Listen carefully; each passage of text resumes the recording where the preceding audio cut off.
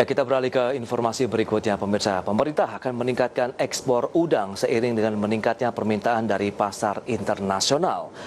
Ya, lahan-lahan budidaya udang pun akan ditambah hingga seluas 30.000 hektar di tahun 2020 ini.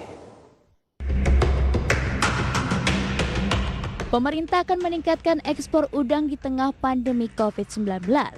Hal ini seiring dengan mulai dilonggarkannya kebijakan lockdown di sejumlah negara, sehingga mendorong permintaan udang dari negara-negara pengekspor udang termasuk Indonesia.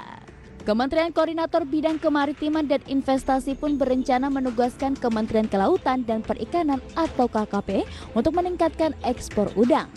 Rencananya lahan-lahan budidaya udang yang tersebar di tanah air akan dioptimalkan dengan target seluas 30.000 hektar di tahun 2020.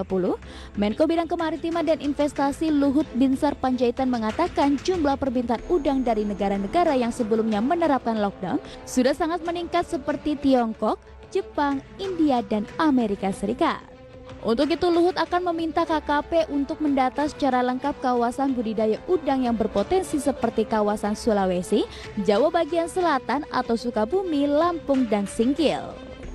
Perizinan untuk ekspor udang juga akan dipermudah dengan 3 izin dan diharapkan tidak menyalahi aturan seperti AMDAL dan izin terkait air. Nah, kalau itu bisa, kan 1 hektar itu bisa sampai 40 ton. Ya, katakanlah 30 ton. Jadi kalau itu bisa jalan, itu akan ciptakan lapangan kerja banyak, puluhan ribu, dan kemudian ekspor kita yang tinggi. Karena sekarang permintaan udang tinggi, karena di India, karena lockdown, tidak ada produksi. Jadi momentum yang bagus. Jadi kalau kita... Sementara itu pemerintah menargetkan wilayah budidaya dan produksi udang seluas 30.000 hektar dari 100.000 hektar yang ada di Indonesia bisa digarap pada tahun ini.